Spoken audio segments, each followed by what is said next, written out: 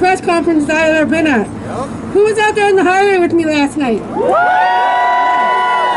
This is like a tiny portion of the people that were out there. 646 people were ticketed. You know, I lived in Minnesota during the Republican National Convention, and I thought there was a lot of arrests then. This is the biggest single night of arrests that I've seen. And what we had was a shameful display of recklessness by the police with regard in particular to our children. That's what I wanted to speak to. I was out there as a mother with my daughter who's 16 and her other mom. And you know, it's part of our family values. We believe in standing up for what's right. We believe in justice. We think Trump has got to be defeated. And like DJ said, that ain't enough. And so we went out there together as a family to stand up for what's right.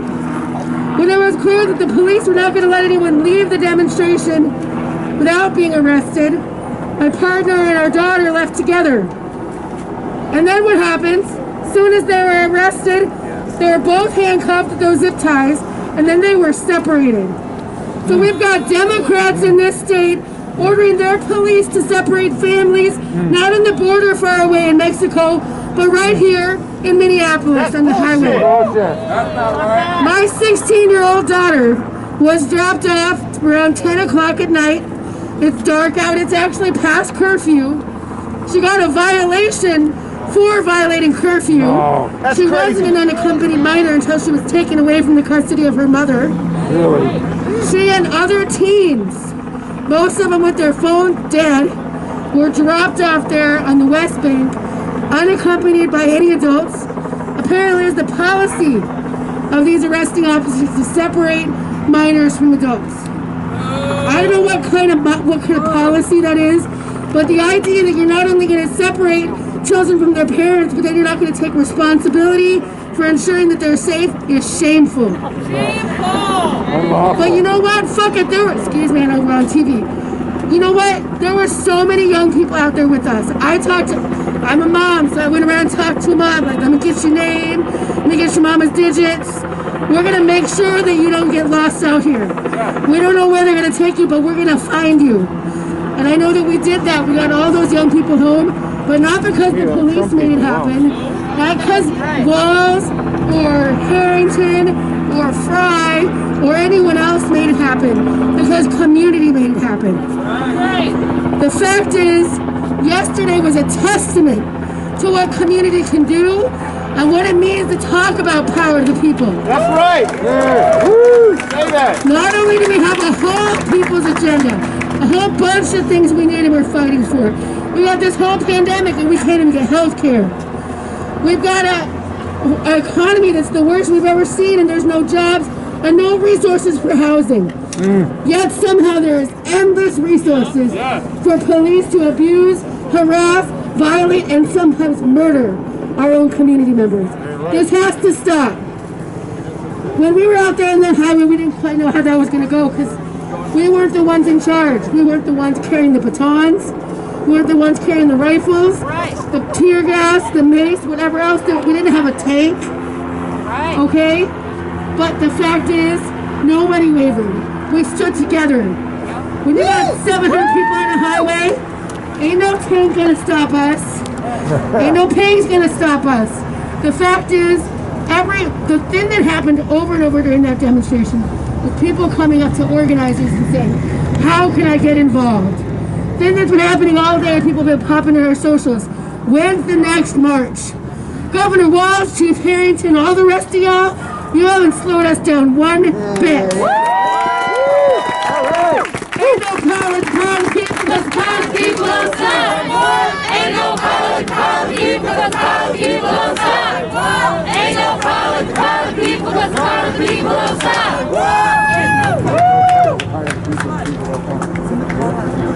Our next speaker will be Jailani Hussein with Care, Minnesota.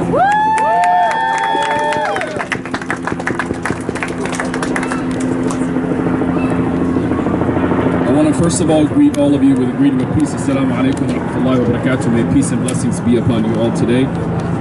I want to echo something very important. And that is, last night, we saw something in this state that should not be happening in the United States of America. We saw last night peaceful protesters denied their rights to be peacefully and protesting. Something that we see on TV in third world countries and under authoritarian regimes is what we saw here in Minneapolis last night. Listen! But we also saw last night that we keep seeing now, this is the second time, is that we have a new bridge in America that continues to be a landmark similar to the Edmund Bridge in Selma. 35W protesters who marched on 35W were faced with a semi that nearly killed people. And last night, 35W Bridge became another Selma in America, where peaceful protesters were not met with batons, but they were met with the abuse of power and policy. But one thing that I know for sure, as you can see all of these protesters here today, and the many countless people who are watching, is that every single time you think that the death of George Floyd was a blip in history, I want you to be reminded it's not. And last night was a great testament of that. We are not stopping protesting until justice is served and is flowing from the Mississippi River here in Minnesota all the way down to the Delta. We are not going to stop protesting if we have a cold day in Minnesota. We are not stop protesting if we are incarcerated, because the reality is incarceration has always been part and parcel of the history of abuse and efforts to suppress people's voices. There is a movement happening in this country, and many people are now tired of waiting for justice. We are taking it into our own hands. We are taking it to the streets. Yeah, take it to the streets. And we want to thank the law enforcement last night, because what they did is they galvanized the entire state and all the activists. And I'm among one of those people who wasn't part of the protest last night, but I'm going to tell you, I feel like I missed a day in Minnesota. And there are many countless people who did not show up last night, who feel frustrated. But I want to let you know, this is the time. This is the time. And while we pass November 3rd, we have to realize that this movement has never been about this election. It's about holding people in power to check. And that starts on November 4th, which we did, and it's going to continue from this day on until we get the justice, until we get to understand the reality that the people have the power, not the politicians and not the money behind the politicians. It's always been the people. So I echo everyone's statement here today, and I want to reiterate the most important point. Drop these charges today. Because if you don't drop these charges, they're a badge of honor for many people who were charged last night. They're a badge of honor for many of those folks. But if you drop these charges, you'll realize that the voices of these people, you've heard them today. So if you're wondering, are we going to stop? No. If you're wondering if that was a fluke, no. And if you're wondering that 600 people are going to be arrested, well, they're going to have to arrest a lot of us. Thousands of us across the state. They're going to have to arrest a lot of us, because we're just getting started. We're just getting mobilized, and we are going to continue demand for justice. And I want you to know, history repeats. History repeats. And what we saw last night was another history repeating. Because those brave people who marched nearly 60 years ago in Selma, they marched for dignity. And they were faced with the brutality of law enforcement, which was ordered by politicians. And last night we saw the same exact thing. Policies being abused by politicians to suppress the people's voice. But I'm telling you, the death of George Floyd has made us all bleed a little harder, think a little harder, march a little harder, vote a little harder, and make a lot of trouble in Minnesota. Put trouble a little harder. So don't do what you did last night, because it only makes us think a little sweeter about why we're doing it and why we're out there. So to all of the folks who are at home today, I want you to know last night's traffic was not caused by these peaceful protesters. It was caused by law enforcement aiming to turn each other against each other. That's right. Last night's traffic, last night many of your neighbors were disorganized. As you heard, children were part of this protest. Families were part of this protest. And they were kept for 5 hours and longer away from their families. People who needed medicine, people who needed to be taken care of, people who couldn't stand that long and couldn't be out that long. What does that tell you? That is the type of form of brutality that we're facing today. And it stops here with the governor's house as we're standing in front of the governor's mansion right now. We demand the governor to drop all the charges, and we demand the governor to respect the constitutional right of people in this country and in this state, which is the right to protest and assembly. And that has been a right that has been every single time civil rights movements have happened in this country. They've always tried to silence the protesters, whether it was in the 60s and much, much later, even now. But we're not stopping anywhere. We are going to continue to fight. And trust me, Minnesota, you will remember on November 4th, because you've galvanized more people into this movement.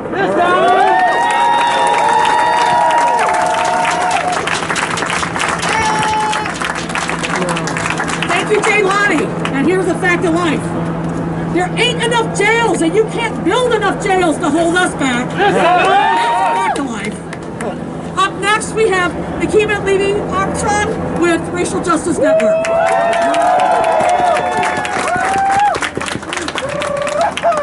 First off, I want to give it up to all the protesters, all the marshals, all the medics, all the journalists, all the allies who stood in solidarity with us last night, who refused to be intimidated by an excessive show of force at the hands of the state troopers.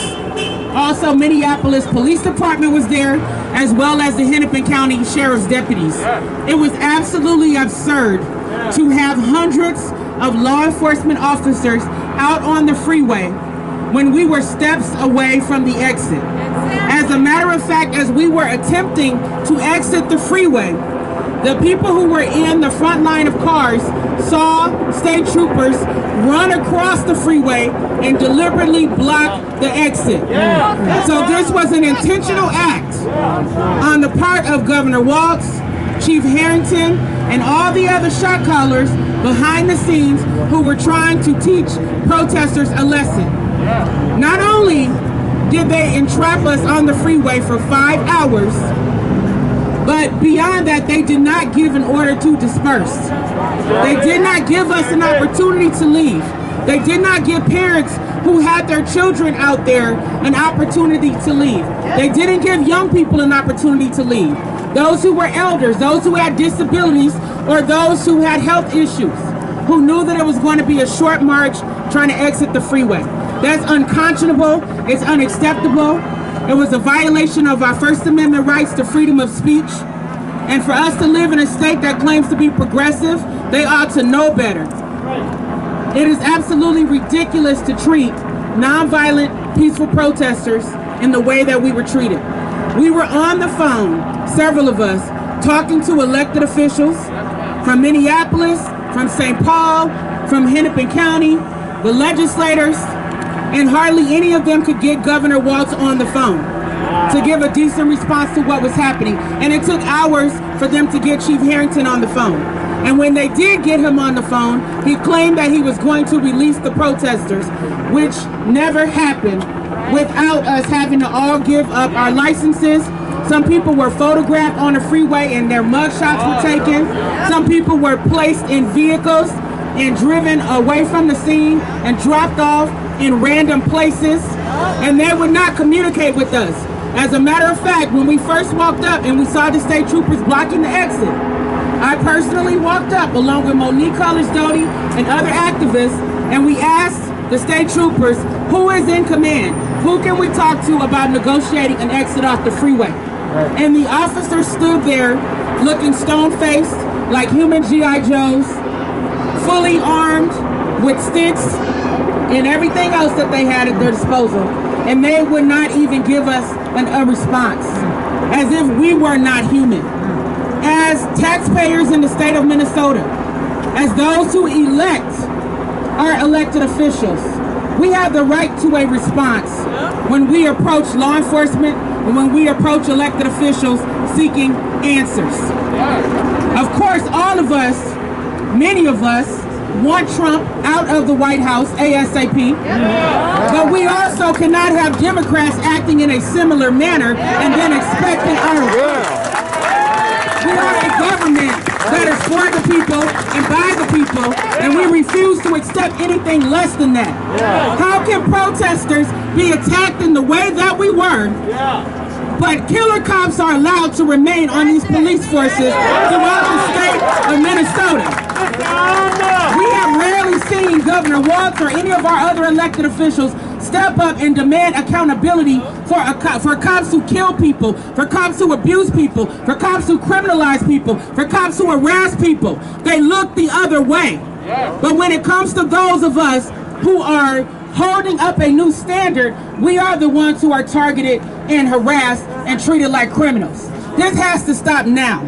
So we are asking the elected officials who claim to be allies, some who were just elected, some who have been in office for too damn long, to step up and take responsibility and demand best practices and safety protocols for protesters, because this didn't stop anything. Next time we will come out with even more people. So that's what they need to understand. And if you are sitting at home watching and you're healthy, beyond what you write on social media, come out there and stand in solidarity with us. It's going to take all of us to transform a system that has been far too abusive to far too many people, and especially the most vulnerable. Governor Walz, we demand an apology. Chief Harrington, we demand an apology. All the elected officials who participated in this spectacle and denial of our rights, we demand an apology, and that all of our charges be dismissed. Thank you.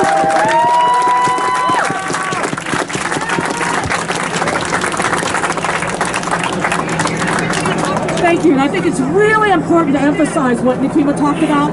The fact that there was never an order for dispersal makes it an unlawful, imprisonment, a false imprisonment by law enforcement. This is disgusting. It's like conduct we're not going to tolerate, and we're already talking about what kind of actions we're going to take around it. So this is not going to keep on happening. I'll tell you that. And next we're going to hear from Raisha Williams with Guns Down, Love Up.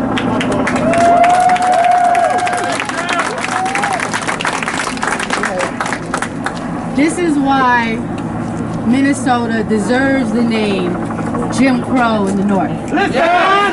This is why Minnesota has earned the name Minnesota Nice.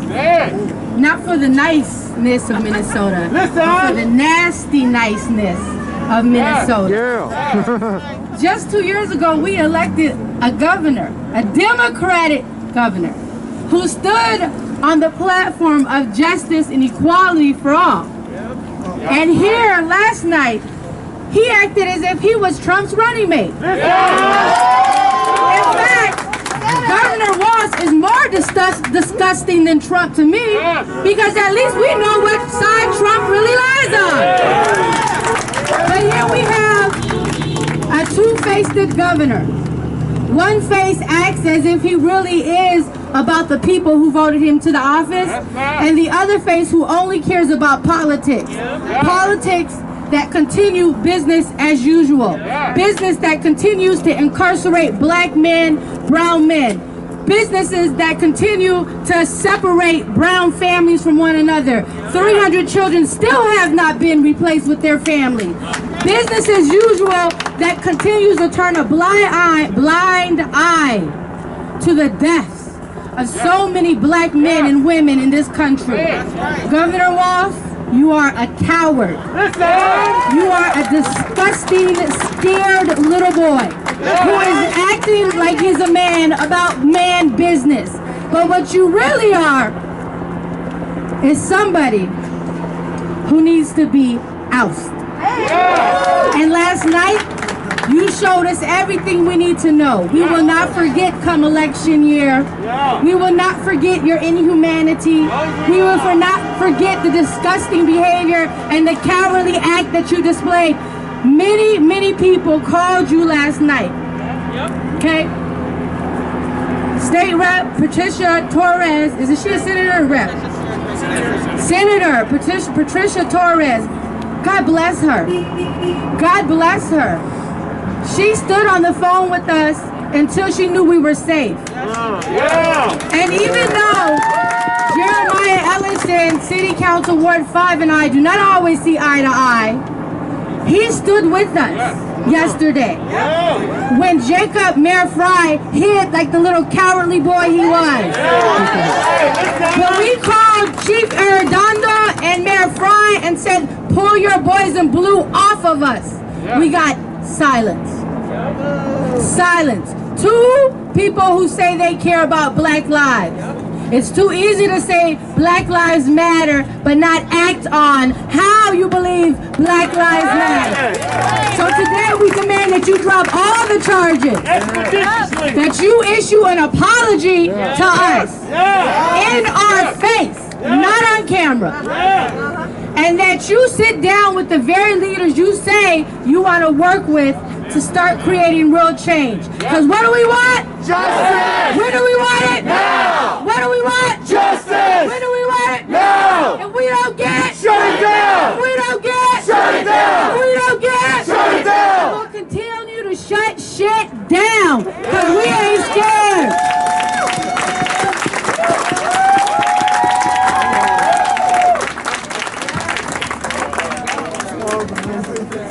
And now we'll hear from Eliza Darris with the Minnesota chapter of the American Civil Liberties Union. Eliza?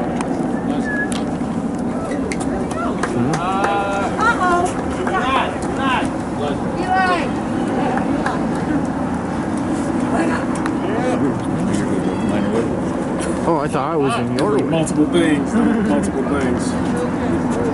This will work. Greetings, everybody who came out.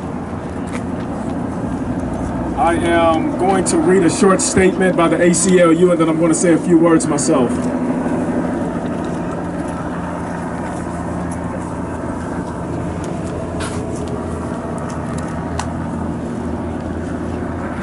So this is a statement by the ACLU based off of the events that occurred last night on the highway. Kettling peaceful protesters and not giving them an order to disperse are unnecessary police escalations. So is shutting down an entire highway for several hours to detain peaceful protesters who have indicated they want to leave instead of simply letting them go. This heightened police response shut down the highway for several more hours last night. We urge law enforcement to take calm and proportional response and to respect the right to protest. That's in statement. Now this is my statement. So my name is Eliza Darris. I'm an organizer with the ACLU of Minnesota. I coordinate the Smart Justice campaign. I was watching the King of Liberty Armstrong's Facebook Live as a phenomenal organizer, protester, leader within our community. I became immediately concerned by what I saw on her live stream. So I immediately got in my car without second thought, and I got onto the streets, and I came to the location where they had everyone corralled. And what I saw deeply disturbed me. I saw a number of officers at the perimeter off of the highway engaging and interacting with people around the protests in ways that was purely escalating. And so I had to intervene several times and ask some of the commanding officers if they could speak with some of the lesser ranking officers and have them calm down and have them not engage and have them be calm and have them be respectful. And I just found myself really blown away by the fact that, you know, here I don't have law enforcement training, and yet to me, what I was seeing is quite obvious that there was a need for someone to step in and to de-escalate. And so I found myself in a very awkward and odd position in which I was de-escalating the police officers who were actually escalating force for no reason. We had college kids, and these were college kids on the outside perimeters. I'm not talking about the highway. These were young college kids. They were saying what we would expect college kids to say. They were upset and they were expressing themselves.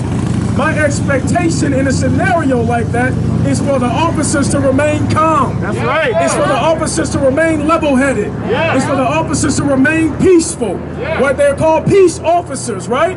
I mean, am I correct? Are they called peace officers? Right, and so my expectation is for them to live up to that title. That's right. So that's not what I saw.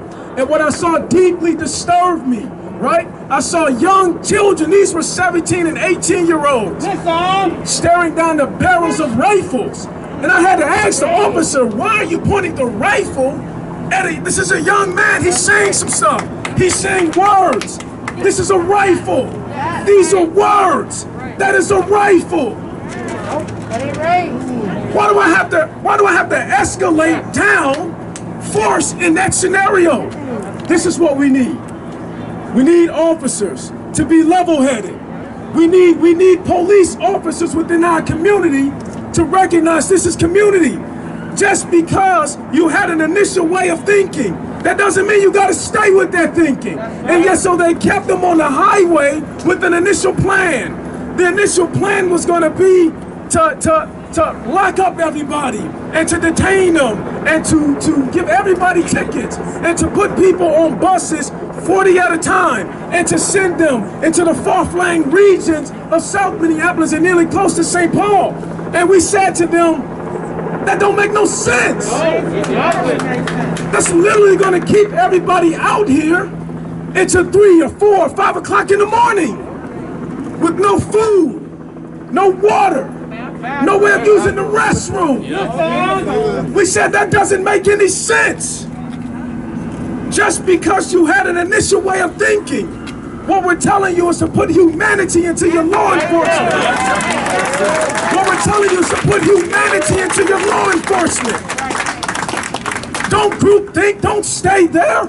Recognize the humanity of the people in front of you. Yes, sir. Say to yourself, okay, is this the proper course? Is this a logical course? Is this a humane course? And if you are finding yourself saying no, no, no, then adjust. Change up. And we were running into wall after wall after wall of not being able to have the tactics changed up. And we were saying there's children down there. People were saying they have to use the restroom down there. People were staring down the barrels of multiple rifles down there. It was cold down there. People literally asked, can we just leave? And they were told what? No. They were told what? No. They were told what? No. They just wanted to leave. So let them leave. Right. I tell y'all, I watched, I pulled up, and the exit was right here. And the people were right there. And I'm talking to the commander, and I'm like, Commander, the exit's right here. That part. Let them go. Let them walk up the ramp. Let my people go. And it took so long. So many discussions, so many loop backs around to arrive at the conclusion, but the people were suffering in the meantime. Well, we could have just made the instantaneous adjustment, the humane adjustment. What we are asking for is to police us the way you'll police your brother. That's right. The way you'll police your sister. Yeah. The way you want your nieces and nephews policed in Edina. Right? Where at? Where else? Where's some of the far-flung suburbs? I don't even know. Minnetonka. Give me some more. Eden Prairie. Egan. Right? Police us the same way. Am I asking for too much? Am I asking for too much? Am I asking for too much? Police us the way you police your own mother. That's all we're asking. So that's my statement, right? Treat us the way you want to be treated. Right? Treat us how you want to be treated. And so we're going to continue to have boots on the ground. We're going to continue to galvanize and organize and make sure that the power of community is respected. Yes, sir. I appreciate every last single one of y'all for coming out here today, right? Pounding and grounding it all out until we get to the other side and we can say it together. We're victorious. That's right.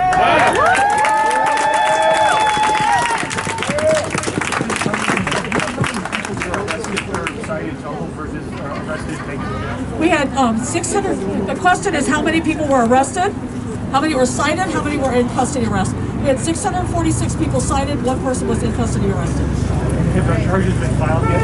Not as of the time that I left to come here. He was a probable cause hold at that point. So, and I wanted to just raise up something. I'm going to bring up our next speaker in just a second.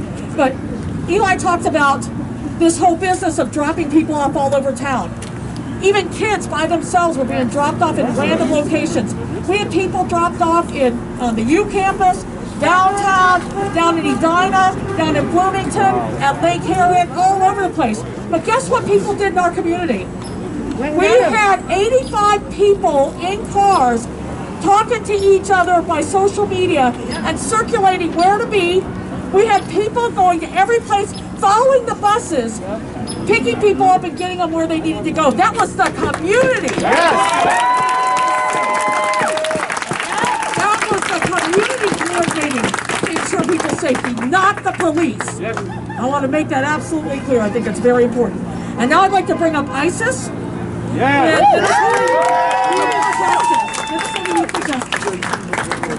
I'm Isis with Minnesota Youth for Justice. I'm 19 and I was out on the highway last night.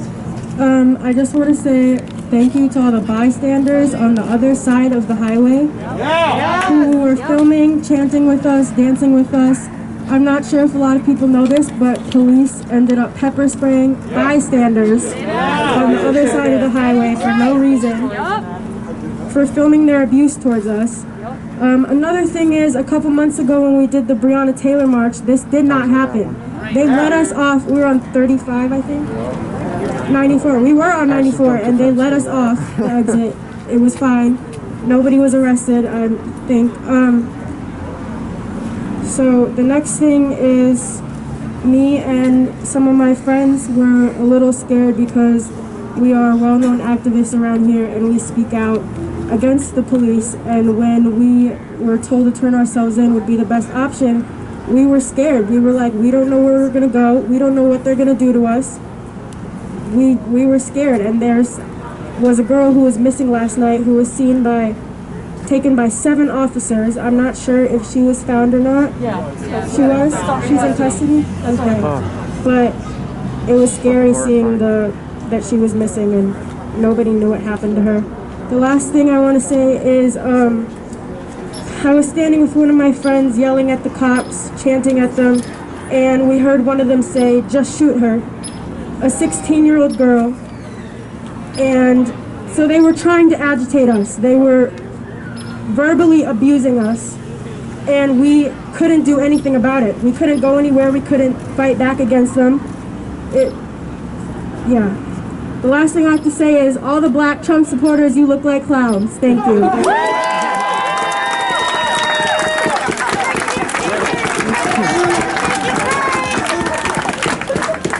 Next we'll hear from Nadia Sharawi, who with Students for Democratic Society, University of Minnesota. I'm Nadia. I organize with Students for a Democratic Society at the University of Minnesota. We held the first feeder march coming into the march last night, and we said this in the beginning of the march going into it, and I'll say it again. We are fighting for campus community control of the police because we understand separated in terms of the university. We understand that leadership may be in the university official, but they don't have power if they can't organize like we do, and they don't understand the representation and the needs of the students on campus and those under jurisdiction of the UMPD, because that's what we cover as well. And we went into that march, and we went into the TCC for J March, we still stood by those values. And when we came in and they arrested and they held us intentionally because they were afraid of what we would do, because they thought that would scare us, that they'd wait it out and we'd be silent, we sat down, but we still chanted. We still educated each other.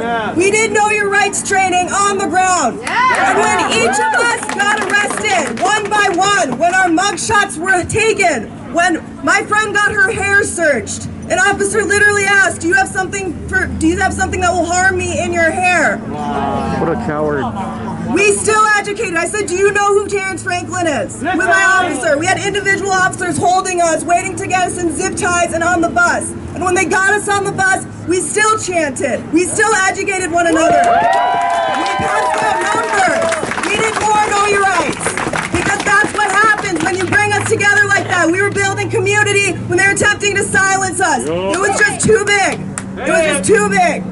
And when they left, and when we were held on that bus for 40 minutes before they let us out to send us to God knows where, we connected with one another, we got numbers. We stayed connected. So, Tim Walz, to anybody else, also John Gable, University of Minnesota president, have yet to hear from you about the students who got charged. I've yet to hear from you. And when I'm talking about the students as well, we're still organizing, and we got numbers, and we got new members, and we're organizing tonight again. We have an emergency meeting to talk about where to go from here. So you just re-energized a new student movement. You just did that. So thank you. We're still talking community control of the police, because that's where it's absolutely needed, because they're terribly terrified of the accountability that we have. So thank you.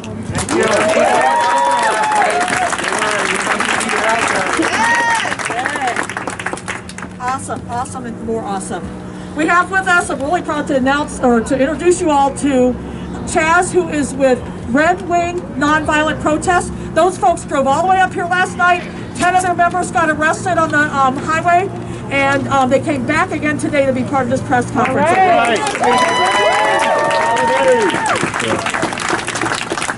We want people to know that the problem is just not in Minneapolis. I was with people last night that were arrested from Aiken, Minnesota. They were from International Falls, Minnesota. There was people from Duluth. This is not just the urban city problem. This systematic racism is everywhere. I've been doing this since May. I've been through so much. Had a 9-inch blade put on me. I've been hit by a minivan. I've had an HRO put on me from protesting outside the city, the police chief's house. I sprayed and taken off, yes, that it was fear-mongering. She lied. Now I got criminal damage to property charges for spraying Jell-O and corn syrup all over the police department and the city hall department in Red Wing, Minnesota.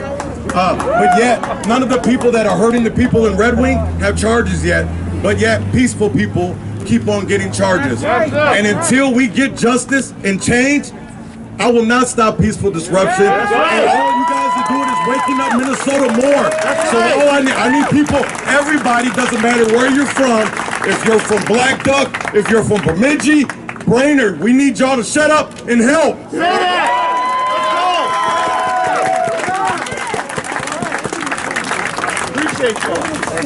Those guys have been having literally non-stop protests since George Floyd was killed, and even before, like week in and week out. They are really a great group. So now we have with us Shireen, who represents AFSCME 3800. All right. Thank you. She said, my name is Shireen Horzak. I'm the president of AFSCME Local 3800, the Clerical Workers Union at the University of Minnesota. And last night, along with other union presidents, along with dozens of union members, I was arrested with the 645 others on the freeway last night. And it has done nothing except motivate us to keep being out there in the fight for justice and to stand up. AFSCME 3800 was part of a labor contingent organized by Minnesota Workers United.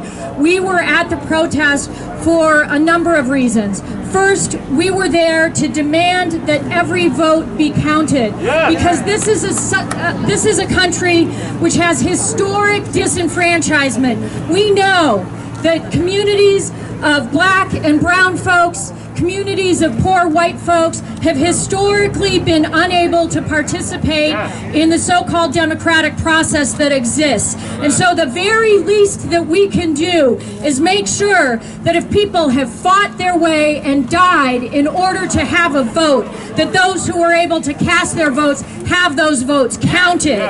We will not have this election stolen from us.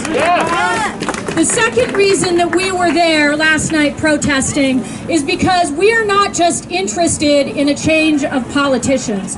We are interested in a change of society. We are interested in a change of systems to make sure that the very basic fundamental human rights are respected for everybody in this country. We want to make sure, and we are there as a labor movement to make sure that we see system change, because we have seen enough of corporations getting bailed out while working people suffer.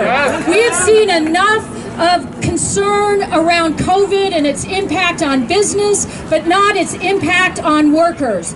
We know that nurses and healthcare workers in this city and this state and around the country are doing their damnedest to make sure that our loved ones survive, while the folks in the White House and other politicians are only concerned about getting the economy going, not recognizing that the economy is built on the backs of working folks, that we are the ones that make this economy run, and that we are the ones that they need to be taken care of, right? And so that's why we were there, to make sure that there's PPE for everybody, that there's health care for everybody. Healthcare is a fundamental human right, and you shouldn't be going into debt or dying because you don't have access to quality health care. We were there last night because we need to make sure that housing is respected as a fundamental human right. Nobody should be without housing, especially in Minnesota with the winter coming on. That's what politicians need to be focusing on. We were there last night because everybody deserves to get home at the end of the day, whether that's working folks who need to make sure that they are safe and healthy at work, whether that's black and brown folks who are concerned about whether their loved ones are going to get home or whether they're going to be pulled over and killed by the police, whether these young folks are concerned about what happens in a protest. We are there to make sure that everybody gets home safe and sound at the end of the day. We were there last night, and we were part of a beautiful, beautiful movement of people in the streets demanding justice, demanding fundamental human rights, demanding systemic change in our society, because that is what is so desperately needed. And then the police came in and arrested us all for standing up and fighting for our basic fundamental human rights. The problem was caused by the police and not by the people who were protesting. And I'll tell you this, I remember the Halloween blizzard. And just a few weeks ago when it was snowing, you could hear and see everybody talking about where were you for the Halloween blizzard, right? Years from now, people are going to say, where were you for the protest the day after the election? To have been there. And we're going to talk to lots of people who will say they were there when they weren't there, right? Because it will be a badge of honor. At the same time, it shouldn't have happened. It should not have happened. We have the fundamental constitutional right to protest, to air our grievances, and that's why we were there, and we will continue to do so. That's right. And so we are here, joined together with everybody else, to demand that those charges are dropped, to demand that this never happen again, to demand that our fundamental right to protest is respected, and to demand that our voices are heard. And regardless of what yahoos are walking around in the background, we're going to pay attention to what our demands are. Because we know, just like the fella in the White House, shows. There are lots of clown shows that people try to put on to distract us from the real issues. But the people know what the real issues are, and the real issue is that we need fundamental social change. We need working people to be the drivers of this society, and we will be out in the streets making sure that black and brown lives matter, making sure that working people matter, and that's the change that we need to see, and that's why we were there last night. Thank you.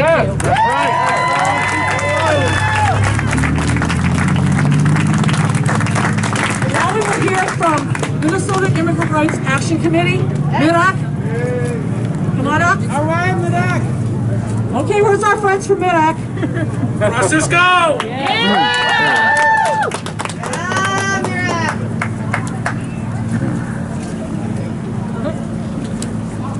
Yeah, so we're here representing Minnesota Immigrants Rights Action Committee.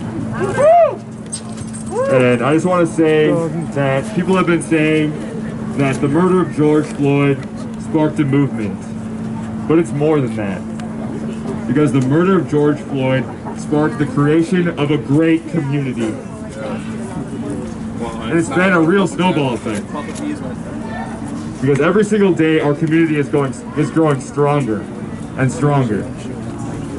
And I thank everyone who was down on the highway with me and the rest of us yesterday, but I also want to thank everyone else who wasn't there. I had a few people reach out and apologize, saying, I'm sorry I couldn't be there. But we all have a part to play in this. And we must realize that even if we weren't there last night, we're each doing our part. Whether that be reaching out, supporting, feeding people when they come home, comforting people when they come home. It's all pivotal for this movement to be sustained.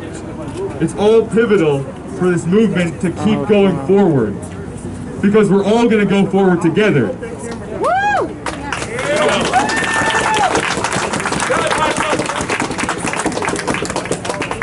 And I just wanted to draw more attention to how much tomfoolery was going on last night. They brought tons of cops down there. They brought cops from all over the state down there. They brought feds. They brought horses, y'all. Powerful women. Very true. I can hardly speak today because I was on the phone with Attorney General Keith Ellison, as well as the Governor Tim Walz's assistant last night. Governor Tim Walz has my cell phone number. He calls me regularly, but for some reason when we were stuck on the freeway last night, he wouldn't answer his phone. Listen! He clearly knew what was going on. He wasn't asleep, but he wouldn't answer his phone. He knows that he just met with us a couple weeks ago, our families, pretended like he was on our side, that he was there to help us. But when we needed his help the most last night, he wasn't there. While the families, we had Taryn, Travis Jordan family, Justin Tigan's family, Marcus Golden family, Paul Castaway family, Phil Quinn's family. So we had a bunch of families out there. We have lost our loved ones at the hands of police here in the state of Minnesota. We have been pushed to the point of taking it to the streets and taking it to the freeways because they're not listening. Nothing is changing otherwise. Like I told Keith Ellison last night, your education don't save you. Your position don't save you. That suit you wear don't save you. Your life is the same value of that man that ended up dead in that trash can, which is my son's father. It's the same value, because as long as you're walking around with this skin color on your body, your life is the same value to these people. So don't ever get it confused, Keith. Don't ever get it confused, Hamilton. This is a system that is designed against us no matter what position? And you want to know how I know that your position don't save you? Because the only officer to ever serve time is a minority man for killing a white woman out of all these murders here in the state of Minnesota. That's how we know your position don't save you. So to Governor Tim Walz, you can kiss my ass, Tim Walz. You have pushed the people. You guys have pushed the people, our families. Imagine how we feel for my son to know that his mom is out here fighting for his dad, but yet these people got guns and surrounding me, surrounding the rest of these families. He look at this woman like an aunt. He look at this woman like an aunt. We're family now. To know that we're out there barricaded, feet cold, gotta use the bathroom, guns. The only person the man checked my purse, patted me down. I said, the only person that got a gun and ready for war is you. If Tim Walz, for you to bring those people out there, you know why we out there. We just sat inside of this place 3 weeks ago. You know why the people are out there. You know that we're fighting for our loved ones. You know that we have been pushed to this extent. And you gonna send them motherfuckers out there? Well, guess what? Guess what? You didn't do nothing but fire us up more. You didn't do nothing but fire us up more. Because before I start fighting for Travis Jordan, Demetrius Hill, and Justin Tiger, the person you put in that garbage can, you're gonna have to put me in that motherfucker too before I stop fighting. I'm not gonna stop fighting. I'm gonna go on the freeway. I'm gonna go to your mother's house. I don't care who else. I do not care. Because our people didn't deserve to die like that and shed blood on these streets. They didn't deserve it. And we gotta do what we gotta do because nothing's changing. Y'all gonna listen to us and y'all gonna make the necessary changes. We got 2 bills sitting on the table that can't make it through the Senate. Statute of limitation and qualified immunity. You guys won't even let it make it. The Senate won't even let it make it to the governor to sign off his law. And y'all want us to stop doing what we doing? We have been pushed to this and we're gonna keep our boots on the ground and keep doing what we do. Power to the people. No justice! No peace! No justice! No peace! No justice! No peace! Thank you. You know what the funniest thing? Why are we paying tax dollars? We pay taxes, don't we? You know, for them to put them fucking police out there at that time of night, we feel like we're paying. They need to take that money and put it somewhere else. I sat there last night and watched it. I was following everything. It was sad to see them standing there like they were robots. I saw the people out there still chanting. They were dancing. I noticed how they were standing there, and I seen them how they barricaded. I did recognize at least 300 people got tickets. Instead of taking your card, trying to take your money, they need to be putting that money somewhere else. I just feel like this. They waited till after election day to somehow want to barricade the people on 35. I just feel that this money that they getting paid at that time of night, they should have been out there looking for somebody who's robbing their house. Thank you. I just think that they should be out there getting somebody that's burglarizing, maybe killing somebody.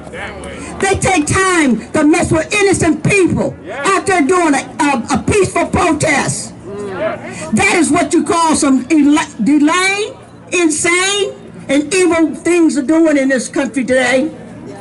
You know, they waited to be involved with innocent protesters. All we want is justice. All we want is peace. I'm looking for a demand to open up my case, to reopen up every innocent woman that has lost their child. The life that's been stolen from us. We ain't looking for nothing else but for them to go and just terrorize, to find some kind of way to just victimize us. You know, there's going to be some type of closure one day where we're going to be laughing at them because victory is going to happen and it's going to come our way. They killed my son. They murdered. The thing is, we just hope it won't be no one else. I'm looking for them to drop these charges too. That's right. Eliminate it, because you know the officers, they're getting paid for just to barricade people on the freeway. Why? They don't need no money. They should have been home. They should have let these people go to have them out there that long hours of the night. Thank you.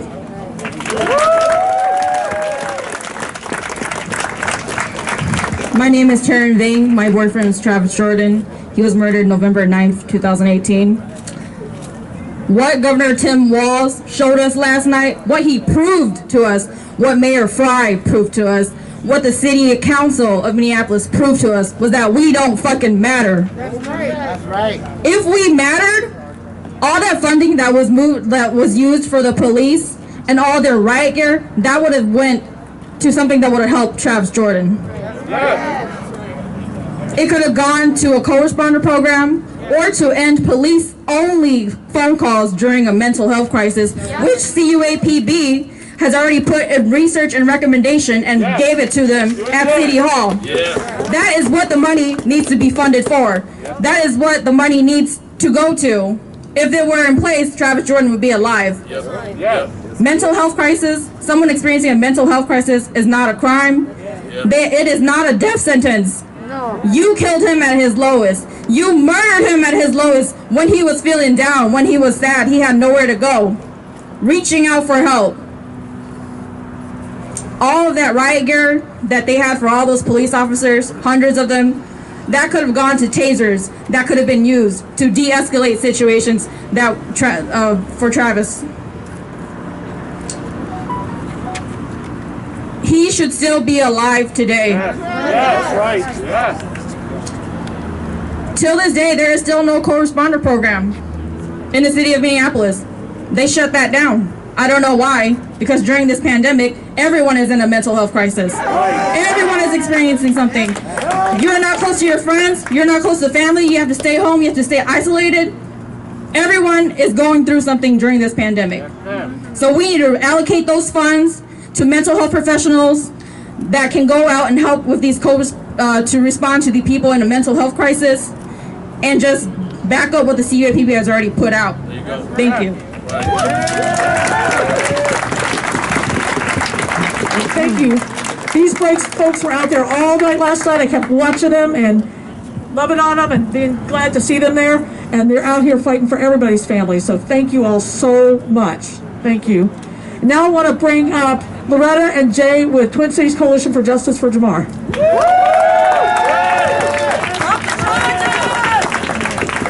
My name's Loretta Van Pelt. I'm an organizer with Twin Cities Coalition for Justice for Jamar. And also I'm a parent, and I was out there with my child last night. My child wasn't handcuffed. I wasn't separated from my child because my child's 10 years old. However, they handcuffed me. They did all that in front of my kid. And the thing is, his wife said something like, "Oh, they're gonna learn a lesson." Well, let me tell you, my kid learned a lesson. My kid learned that the next time they may cuff a 10-year-old child. They may cuff, because they don't care anymore. They do not care who they target, because they sure don't care who they kill. But they don't care who they target. And so my kid witnessed me being handcuffed, me getting my mugshot taken, me getting processed. All I got was a ticket. And so I'm trying to understand why I was handcuffed to get a ticket. I've gotten tickets for speeding and for other stuff before and never been handcuffed. But I'm a peaceful protester on the highway and I'm getting handcuffed. The people who were out there for violence were all those cops in that tattoo. We're pointing rifles at us. We're doing the sound thing to us. We're and all that other stuff. Those were the people who were wanting the violence. That's right. We were there peaceful. We were there for peaceful. We were militant, yes.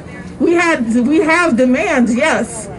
But let me tell you, we weren't out there to fight to be violent. It was them. Yes, that's right. Exactly. And so I'm demanding that they drop the charges against me, and they drop the charges against the 645 other people who got ticketed last night.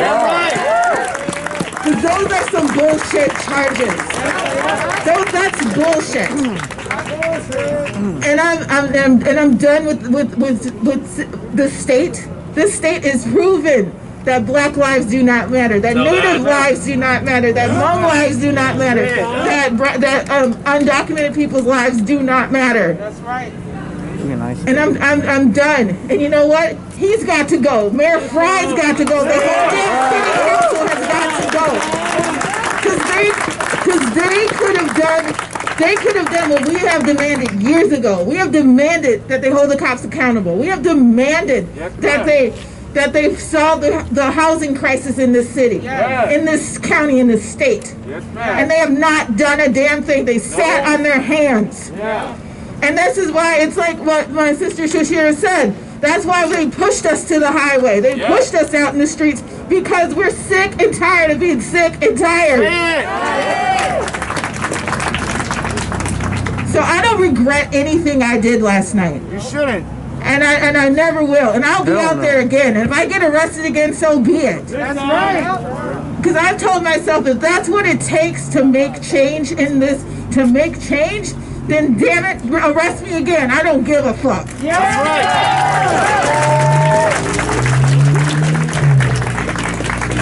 right. My name is Jay Yates. I was also one of the organizers for last night's protest, and I want to start off by addressing my fellow protesters. And I want to say again that it was such an honor to be there with all of you. That is what community is. That is what real democracy looks like. If somebody was cold, somebody took off their jacket. If somebody needed a snack, somebody pulled something out of their backpack. We took care of each other out there, and nobody is going to make it out to be any different. That's right. We know exactly what we were out there for. We stayed tight, we stayed organized, and we got it done. We shut down that highway for a lot longer than we anticipated, but we got it done. You got a point there. And to Tim Walz and the other clown cops that were out there keeping us on this highway for 5+ hours, I want to talk about lessons.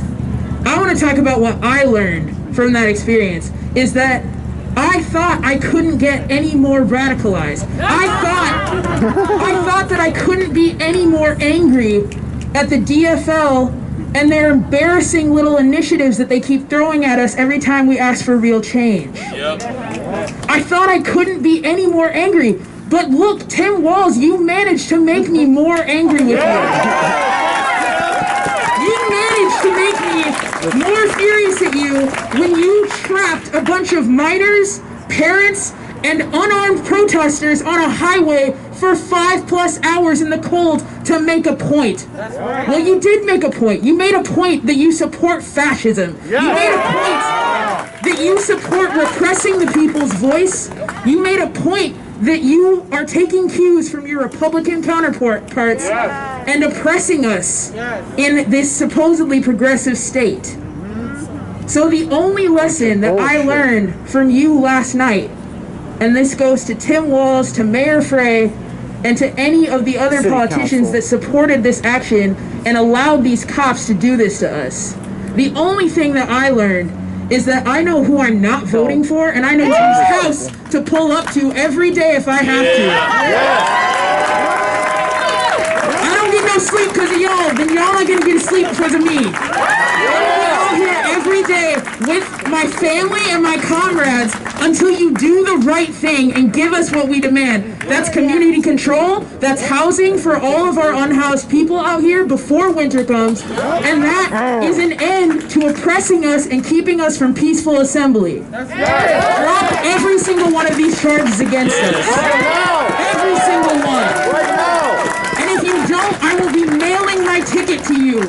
I will be mailing you a copy and you will pay that. You are not going to criminalize me for being on my streets that I pay for. That's right. I paid the taxes for '94. Let's go.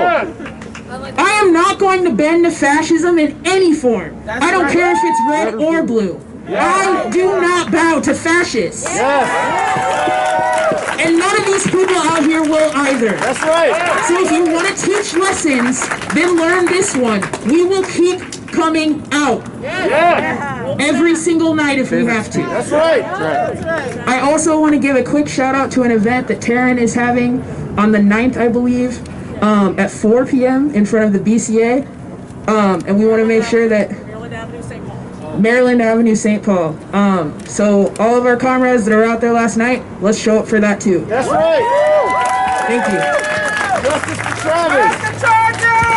Drop the charges! Drop the charges! Drop the charges! Drop the charges! Drop the charges! Drop the charges! Drop the charges! Drop the charges! Drop the charges! Drop them now. That's right. Drop them now. And let our sister out of the jail. Immediately. That's right. And I want to bring up now Meredith with the Anti-War Committee, one of the planning organizations for last night's event. Take it away, Meredith. My name is Meredith Abbey, and I'm an organizer with the Anti-War Committee. And I think it's important to understand that last night's action represented a lot of progressive movements that we have in the Twin Cities. The Black Lives Matter movement was there in big numbers. The union movement was there in big numbers. The student movement was there in big numbers. But also the anti-war movement was there in big numbers. And I think it's important to understand that the anti-war movement knows, because this happens with both parties all the time, that regardless of who's in the White House, we cannot relax. We cannot stop our work. Our work needs to keep going. And so we were definitely there to say Trump out now. And we have been since before he was even elected. Because we have been against his racist, anti-Muslim, anti-immigrant rhetoric since the very first time he opened his mouth. But additionally, we know that regardless of who is elected, and if it is Biden, that he represents a change in that like an inch, okay? But the fact is that there's a lot more to do, and people in the Middle East don't care if bombs are dropped on them by Democrats or Republicans. At the end of the day, if you were murdered by U.S. imperialism, you are still dead. And that is exactly what our brothers and sisters on the streets here in Minneapolis and St. Paul tell us. It doesn't matter if you are killed by cops when there's a Democrat in charge or a Republican in charge, you still lost your loved one. Last night, we organized and were a part of a mass action that we wanted to kick off. This okay, we're done with the election, now let's move forward and get some real change.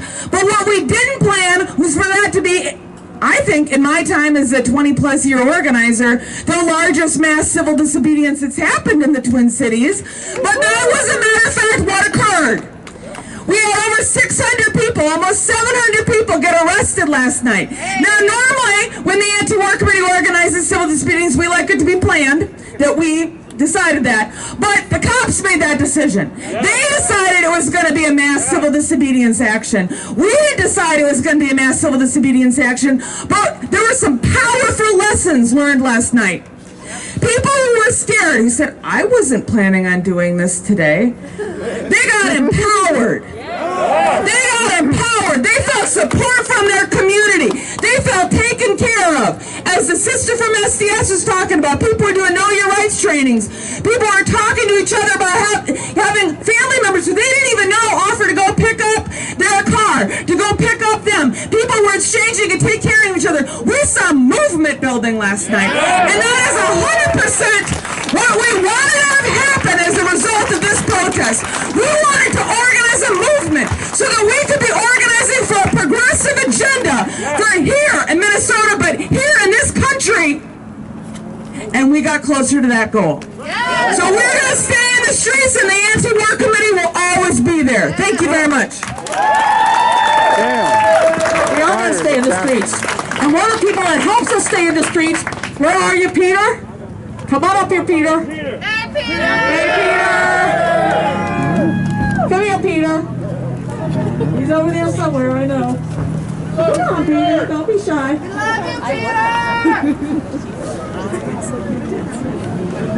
So, not sure where he's wandering around there, but hopefully he'll come back. But I just want us to give a big shout out and a big thank you to Peter Pepper, who is our sound guy extraordinaire with Revolutionary Sound. Thank you, Peter!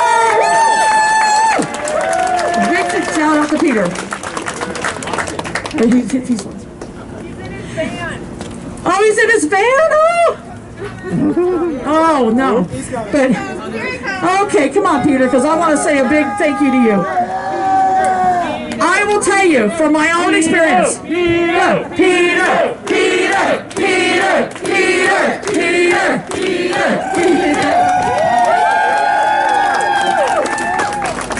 We love you, Peter. That's right. This guy will go everywhere that we need him.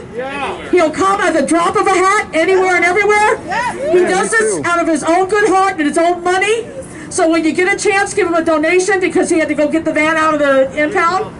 So give him all the love. I want to say thank you so much to Peter. Thank you, Peter!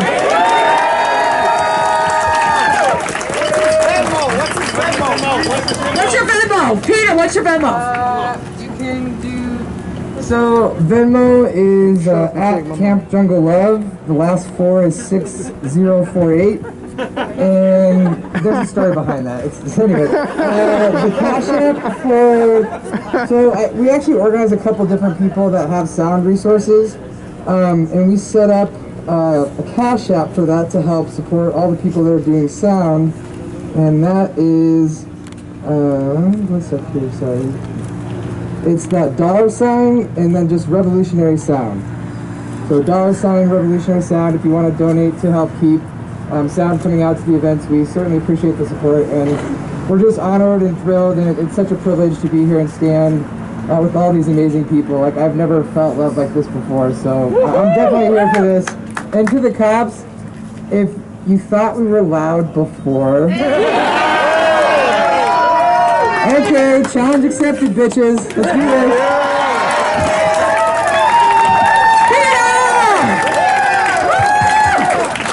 That's right. Kept the dance party going last night. Yeah.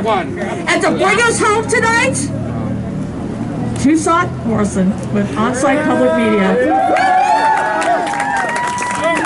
Yeah, boy.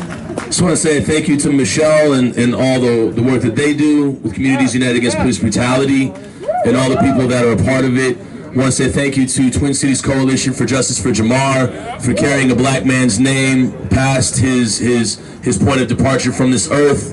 I want to thank all of the community organizers and leaders that stood boots on the ground and kept people balanced while they were fearing for their lives, they were fearing for their livelihood, and fearing for their freedom. And I'm not gonna lie, as I think Raisha saw me, I was one of them. I was definitely had a deer in the headlights look, and as a black man in that situation, it's unprecedented. And the one thing that I will say is that the folks here in Minneapolis, we're not alone. And for our brothers and sisters and family out in Los Angeles, out in other major cities, they saw the same thing on the National Day of Protest. Everybody was boots on the ground. And even for some of my brother out in LA who got arrested as a press member, they saw the press badge on him and they arrested him anyways. And so that's what was happening. And it is quite the day when white supremacists will show up to interrupt a press conference detesting a Democrat. It is quite the day. They're both garbage. It's just kind of odd. And it's what happened 3 days ago when we pulled up on Mayor Fry's palatial brownstone to disrupt it and have unhoused folks speak to him and the broken promises that he made running a campaign, which a lot of us are familiar with, that he said he was going to end homelessness in 5 years. So 3 days ago, we pulled up to his palatial estate, Trumpers and white supremacists tried to disrupt us, and we said, hey, we're just here for housing. They didn't know why they were there. And then 2 days ago, you saw the brutalization in an affluent white neighborhood where the property value is averaging $800K to $1 million. At Bryant Square Park, stood there with my comrades with 15 police squad cars, pulled up and beat up 17 female presenting bodies and 1 male presenting body, and then threw them away in jail. They did that 2 days ago. And then yesterday, just as Jay said, it was no greater honor than to stand on that highway with all those people and call them your family. When people say, tell me what community looks like, that is what community looks like. And when we said who the people, we said we the people. Who the people? We the people. Who the people? We the people. And we certainly are the people. And 2 nights ago, when those people were brutalized and thrown into jail, that was under this man's no tolerance policy. And last night, when you see children crying, when you see undocumented folks fearing for their lives, when you see women trying to use a restroom and people turning their backs and creating makeshift restrooms, that's community. People showing each other love. And here's the flip of it. You could have asked 5 different police officers, or Hennepin County Sheriff's Department workers, or National Guardsmen, or feds who were there. Feds were there. You could have asked 5 different ones of them and asked them, why are you here? And you could have gotten 6 different stories. They didn't know why they were there. They had no clue why they were there, and they had no plan. They had absolutely no plan. But I tell you who knew why they were there. The people on the highway, we knew why the fuck we were there. We knew exactly what we stood for, what we're standing for, and what we're demanding. And the people that chose to take the high road need to get these charges dropped. We're doing our jobs, and we're not getting paid for it. We're standing up for lives that are no longer here. We're standing up for Jamar Clark. We're standing up for Philando Castile, Terrence Franklin, Justin Tigan, Travis Jordan, Marcus Golden, Demetrius Hill. We are standing for the black men and the other bodies that have been put into the ground by this state-sanctioned city commission tax-paid murders. We're standing for them, demanding justice, demanding better, and we're standing there, we want it, and we are the ones that should get the charges dropped. And the police are the ones who should be held accountable. Tim Walz needs to come out here, look all these black folks and people that were boots on the ground in the eye and say, I'm sorry, I messed up. It's the least you could do. And guess what? Tim, you're going to get to go back to your job. You're not going to be dead. You're not going to be behind bars. You're not going to be that child on the highway crying to their mothers. You're not going to be that woman on the highway looking for a restroom. You get to go back to here. You get to go right back to here. And for the cops, for the cops who thought that their tactics were going to be able to shut us down, think again. They shined lights up at the apartments that were filming. They said press can leave. They wanted the cameras out, but the cameras turned in. The cameras turned towards their actions and their illegal behavior, illegally detaining 1,000 people, 600 some were arrested. They were way over that. They were way over that. They shined lights to block out the cameras. They feigned brutality. People feared for their lives. They thought that they were going to kennel us, tear gas us, and put us away. And that's what the sheriff's lieutenant wanted to do. But all they could do is cite us and let us walk. But what we know now is this no tolerance policy, just as Tashira said, has fired us up.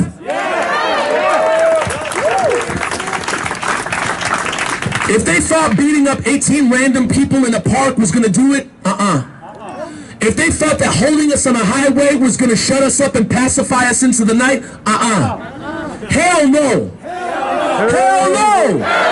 Hell no. We demand better.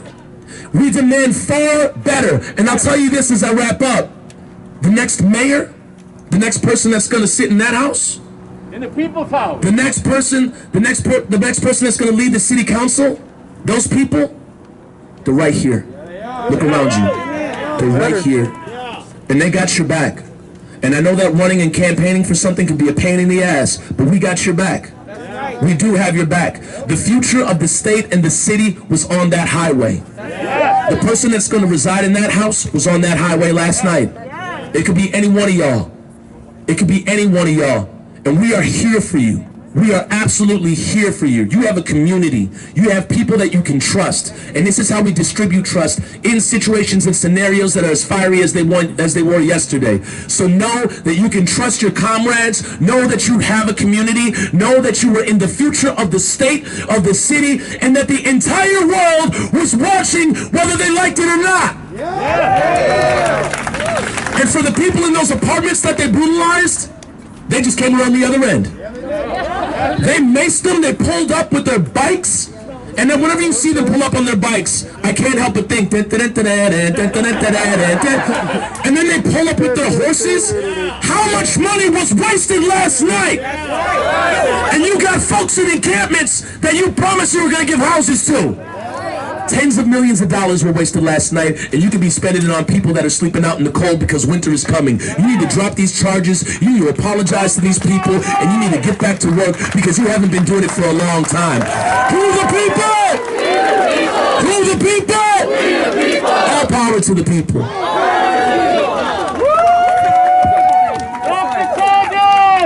That's right, all power to the people. So just we're going to wrap it up here tonight. Thank you all so much for being here. I want to just tell you a couple of quick announcements. If you are someone who got cited last night, if you were arrested or cited, if you haven't had the opportunity, please call the National Lawyer Guild hotline number. Ready? No, 1 second. Everybody say, no, 1 second, grabbing that phone, right? 612-444-2654. You guys know it. Let's hear it again. Let's hear it again. Let's hear it again. 612-444-2654. Woo! That's right. If your bicycle or backpack was taken or you had some other property that was taken last night, it was all taken to the State Patrol West Metro office in Golden Valley. It's I didn't bring the address with me, but it's on Lilac Lane. You can look it up on the internet, but they've got your stuff. I called them today to make sure people could get their stuff back. What they said is just bring an ID and a copy of your citation, you can get your items back. So if you've got bikes, backpacks, any of that kind of stuff out there, that kind of thing. If your car got towed and it cost you money, we are prepared to cover that money. Mutual aid.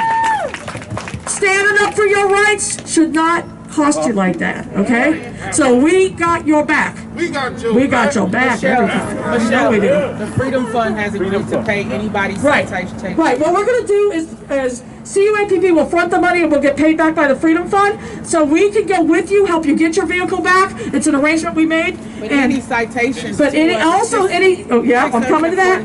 You haven't got me a chance yet. I'll get there. Sorry. Okay. That's okay. I'm not forgetting. Okay, so if you got a car and you haven't been able to get it back because you didn't have money, some of them they're just releasing, but some of them they're making you pay. If you didn't get it back yet, you can come talk to me. You can call CUAPB's number. We are going to take care of you guys, and then we're working with Minnesota Freedom Fund because they have a process, and we'll make sure that we get it all squared up. But we'll make sure you get your car back first. Okay? Thank you. So that's real important. Hey, every day. Last piece.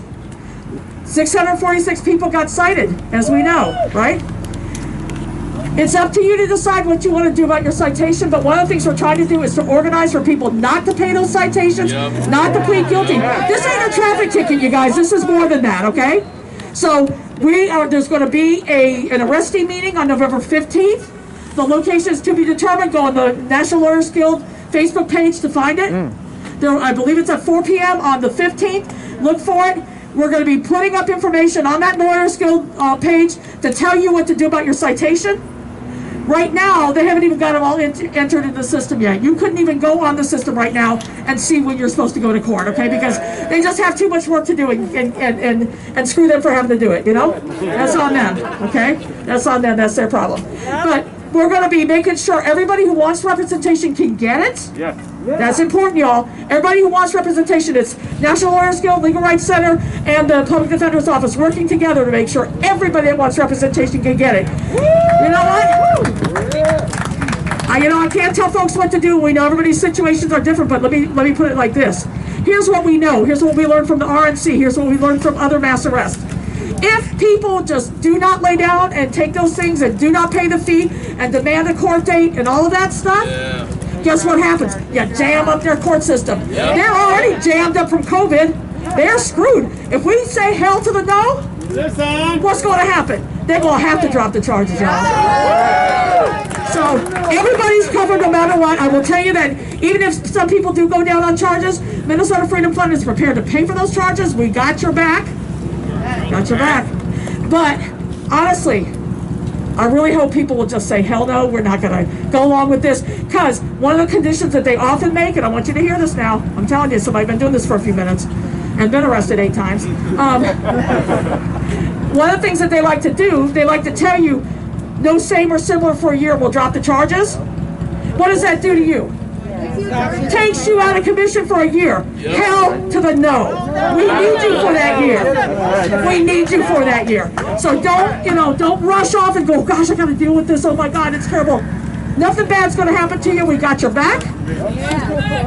We're going to take care of you financially that way with the ticket charges. But really, let's try to make them drop everybody's charges. That's the best solution. All right, y'all. Thank you so much for being out here tonight, demanding our rights, standing up for your rights, standing up for a better society, standing up for an end to police brutality, an end to homelessness and the deprivations that we all suffer under the system.